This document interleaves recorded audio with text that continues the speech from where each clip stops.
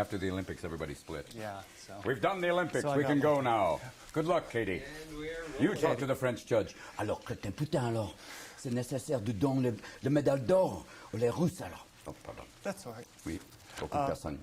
You know, I've actually, it's been a long time since I've heard this, but you put it in the, or your publicist put it in the press notes. Yeah, you were voted, of course, the funniest in class and Yes. least likely to succeed. Both. It was the That is just- combination. Well, obviously. That and having more seamen than the Fifth Fleet. I think that was the other thing. Being at that point in my life, I was, oh, just talk to me. Let me look at it. No, but that was my point in life, which I was very kind of awkward, geeky, but in a weird way, I'd performed in a kind of a class send-up, a satire of the school, and that's where I got that first laugh, the big recognition. They didn't know there was that you could make a business out of your humor. No, and neither did most of my college professors. Really? Yeah, get out. Or as John Houseman said, Mr. Williams, the theater needs you. I'm going off to sell Volvos. So it was like, you know, I'm going to pimp myself and make a good living. You just go off and try and work in the theater, but I wish you good luck because you're a damaged little rabbit. Oh, really? He didn't say that. No. Part. But He now said, this. put on this, would you mind putting on this thong? No, he didn't say that.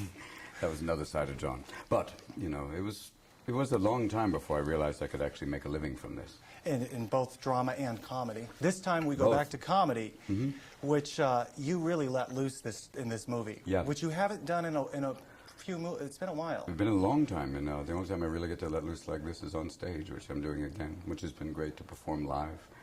I mean, this is close to it because it's Danny and Mr. DeVito, or as people say on the street, Danny DeBebo. Are you Danny DeBebo? You know what I mean? Fantastic, right? And this has been a chance to work with him, and he just lets you go and do anything. How much was scripted?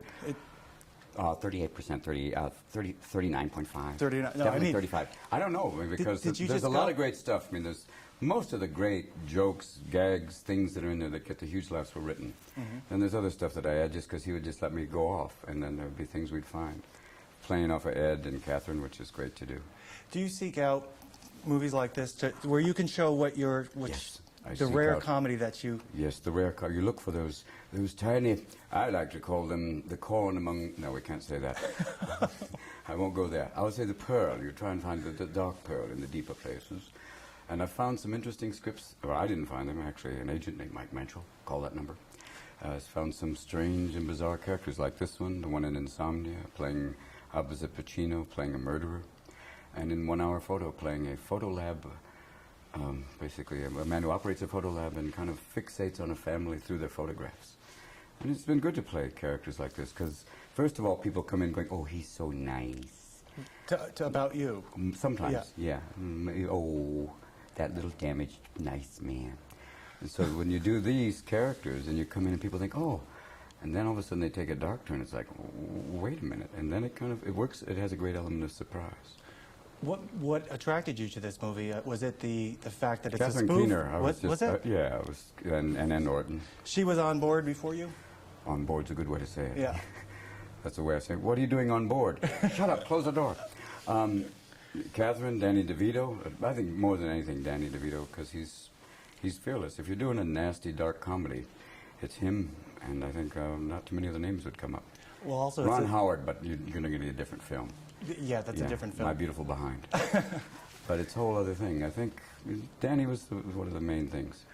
Also, I think audiences, parents will like this. It's a little backlash at Barney. Yeah, but parents don't bring your kids. No, I was going to say. Or you're having to explain what cunning linguistics is. Yeah, that I saw you go, what does that mean? But there is that thing of this is not for kids. I mean, No. it is about children's television, but it is definitely, you know, if your kid is smoking, maybe. Yeah, how's daycare? Great. Let me ask you something. Will we have naps again? Because I'm really feeling good. This is tough, and I think it's more for 17 is a good age cutoff. Well, I think it's rated R. You can't take your Really? kids if you. Yeah. Well, you know that. Well, Yeah. the F word's in there. Really? That makes it rated R right there. They isn't say it? friend? Yep. We have to wrap up. Thanks, Well, boss. anyway, congratulations. Thanks, boss. Thanks for coming. Or was Martin Mull, however you reacted. What is that? He used to say, Martin Mull at the end of his show would say, thank you for coming, or however you reacted. Oh, Have a good day. you too.